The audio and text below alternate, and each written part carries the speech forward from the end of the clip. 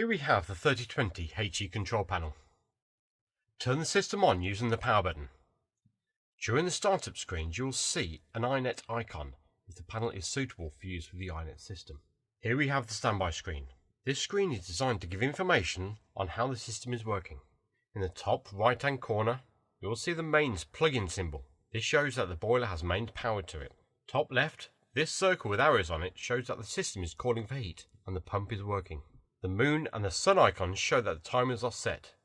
When the timer is in play, then the icon turns green.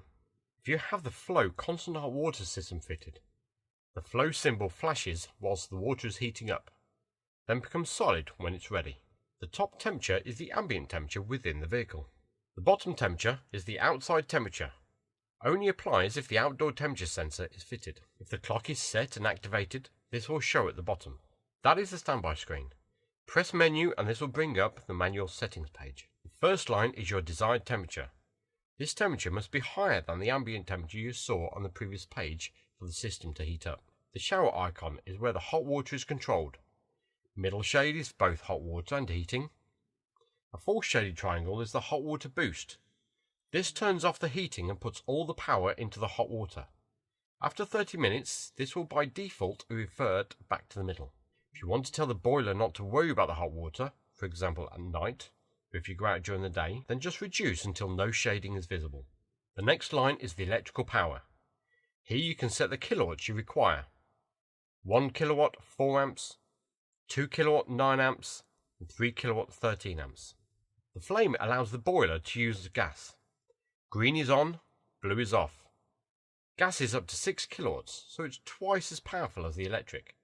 You can use both, giving a maximum of 9 kilowatts. Prioritization by default is given to the electric. This means that the gas used is a minimal amount and turns itself on or off as the boiler requires. If you have a Truma aircon fitted, then here you can turn the light on and off. Now with the ACC button, this creates climate control.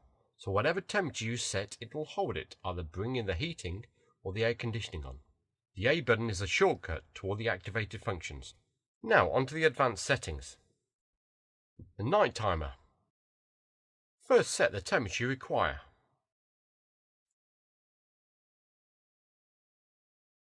Set the start time. Then stop time. How many days you want it on for. At the bottom you can tell the standby screen to go black. Turn the water off. If you have a bedroom sensor fitted, here you can set it to sense from that sensor. If you have an AC fitted, here you can tell it to go to sleep during the time set. Before leaving the page, make sure the timer is on.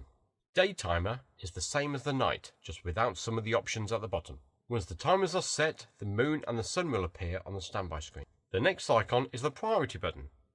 This tells the boiler whether to prioritize gas or electric when it's set to use both. Default is set to electric. However, if it's more economical to use gas, then swap it over. The control panel icon. Here you can adjust the brightness and change how the standby screen looks. Just remember, if set to dark, you will not be able to see the standby screen at all. If any discrete temperature sensors are fitted, this twin thermometer icon will be activated. Within this icon you can choose which temperature sensor you would wish to use. The clock icon. Here you can set the time and day. Tick show for the time to be displayed on the standby screen. If any buttons are greyed out, then these options are not fitted to the system. This little Pac-Man icon is the antibacteria setting. Activate and the system will come on at 2 o'clock in the morning, putting all the heat to the water, killing the nasty bacteria. It will turn off once it's finished. This should only be used periodically. The single thermometer icon. This is the temperature offset setting. If the panel or sensor is fitted in a high or low position, then you will need to adjust the offset to compensate for the difference. Higher the sensor, then minus the offset. If the sensor is located nearer the floor, then plus the offset. The mountain icon. This is your high altitude mode. If you are camping above 1,000 meters, then activate this function. It will increase the airflow into the boiler, giving it more oxygen. Remember, do not forget to turn it off when you travel back down. The sound icon. By activating this, makes every button make a noise as you press it. The egg timer icon. This is the delayed start feature. Here you can tell the system to start and stop within a 7-day period. The circulation icon. Here the pump is set to either thermo or constant. Always set this to thermo. The next icons are specifically for technicians. Installed accessories. Here you activate any option specifically for this system. For example, if you have a load monitor fitted, activate by ticking the relevant box. Never select two pumps at the same time. Only select the one that is fitted. You could end up turning off a pump by accident. If the option dongle is fitted, then more options will appear. If you fit an accessory, then do not forget to activate it here. Service page.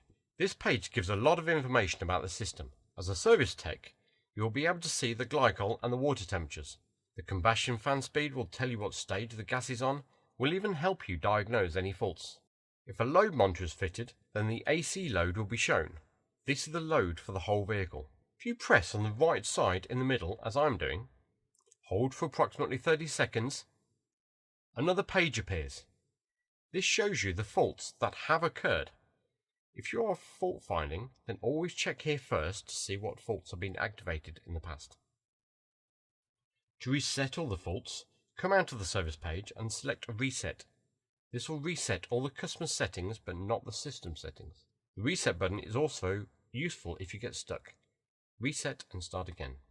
That's it for the 3020 HE panel. Thanks for watching.